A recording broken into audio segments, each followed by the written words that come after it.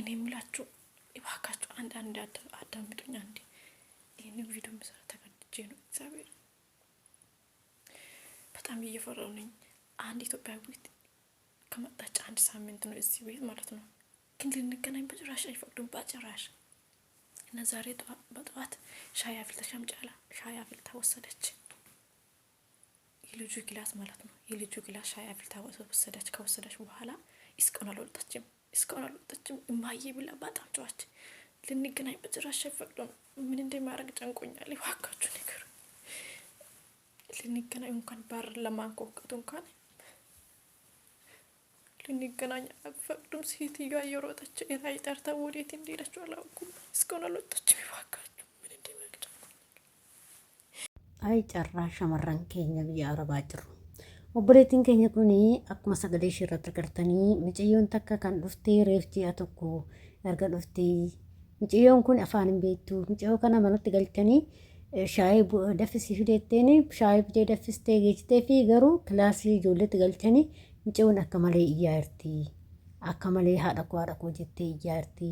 Waan gochaa jiran hin beeku. Ammaa gadi hin baane jetti obboleettiin keenya tokko jechuudha. Ashamaa akkam jirtu hordoftoota kabajamtoota koo nagaa keessanii ani nagaa kootti galata waaqayyo. Dhugaa dubbachuudha fi ijoolleen keenya biyya Arabaa keessatti baay'ee guddaamaa jiru jechuudha. Maaliif kun hin ajjeefamaa, kuuwwan hin tumamaa, kuuwwan akkuma barbaadetti immoo abbaan barbaade isaatii barbaade gad darbee karaa irratti shaara irratti gata. Garuu namni nu dubbatu yookiin mootummaa qabaannee yookiin immoo imbaasii qabaannee nu dubbachaa hin jiru. Maali kan humti keenya kun biyya ormaa mootummaa qabaa mootummaa isaa dubbata. Imbaasii qabaa imbaasiin isaa dubbata. Keenya garuu imbaasiin kan siriisitu meesii ajjeesu malee kasii dubbatu hin jirudha. Baay'ee nama gaddisiisa. Maaliif akka carraan keenya ijoollee shamarran biyya Arabaa jirru maaliif akka carraan keenya keessattuu lammiilee Itoophiyaa keenya maaliif akka kun qunnamuun beeku yeroo baay'ee nuti deddeebi'eetuma wanti kun qunnama jechuudha. Dhugaa Waaqayyoo baay'ee waan nama gaddisiisudha.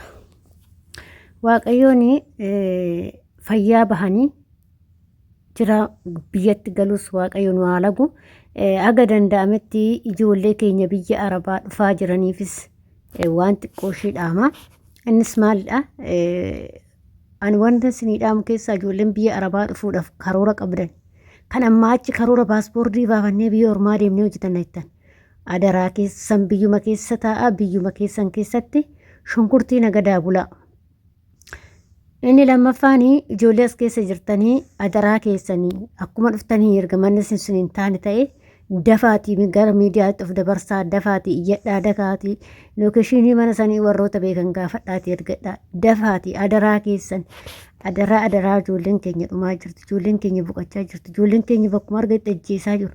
Ijoollee keenya shunkurtii godhachaa jiru jechuudha biyya ormaa kana keessatti.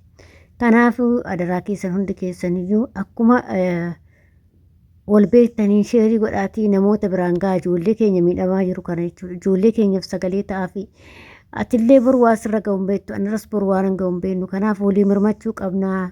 Walii mirmadhaa maal obboloowwan koo silaa carraa keenyatu ta'ee carraan keenya biyya ormaa nu fidee dararaa hedduu ijoolleen keenya argaa jiru biyya ormaa kana keessatti jechuudha. Waa ilmi namaa argine argitaa jirti ijoolleen jechuudha. Amma dhufanii ji'a lamatti. Tunis dhuftee ji'a kan boqatte sunillee dhuftee ji'a sadiitti lubbuu ishee dabarsan jechuudha tumanii biiroon. Kanaaf adaraa keessan hanga isinii danda'ametti jechuudha. Adaraa keessan of eeggannoo guddaa godhaa. Mana gaariin ta'u taanan dafii jalaa badi yookiin fi dafiitii miidiyaatti of dabarsi malee baay'ee ulfaatadha. Isaan namaallee naan dhugaa dubbachuuf baay'ee namaan nahanii hin beektanii jechuudha. Baay'ee namaan nahoon namnas jechuudha. Maaliif nu nama biraatii beeknaama mee warra Filiippoononni Ugaandaa Keeniyaa namni kun ajjeefamu hin tuqamani. Maaliif beektanii isaan mootummaa isaaniitti isaan eegaa biiroo isaanii eegaati hin dubbataaf.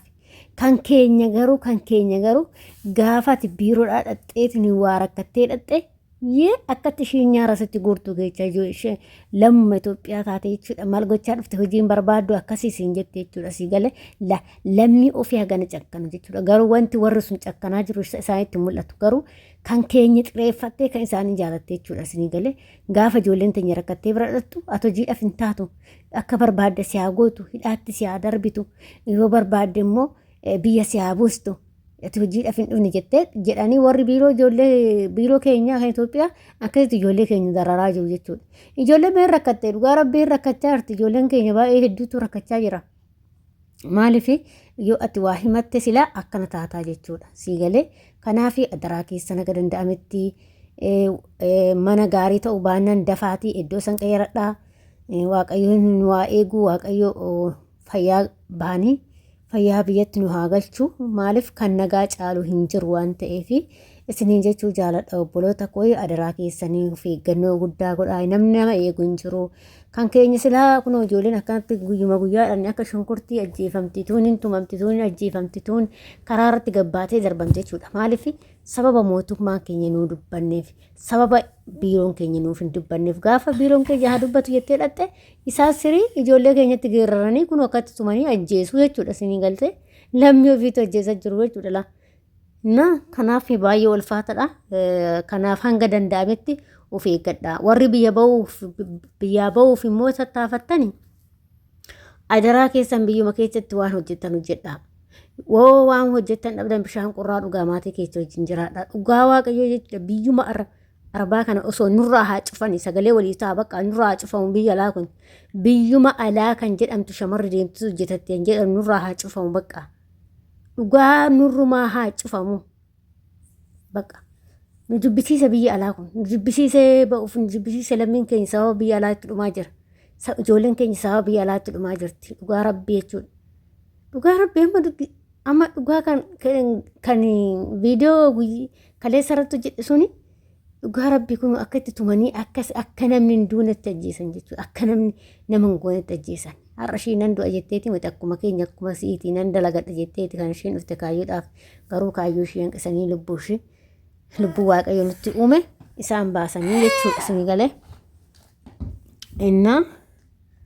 kanaaf adaraa keessan haga danda'ametti waliif sagaleellee ta'aa abboo akkuma nurraayyuu cufamu wantichi kun akka nurraayyuu cufamu bakka nurrumaayyuu akka cufamu bakka sagalee walii ta'a.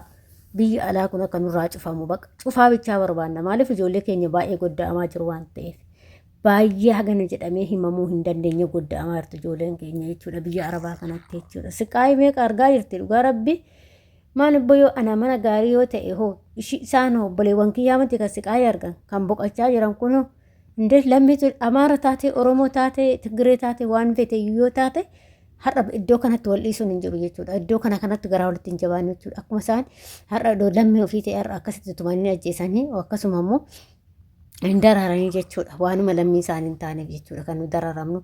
Nuti immoo kan dhufneef hojjechuudhaaf malee dararamuuf miti biyya ormaa keessatti hojjechuudhaaf dhufne.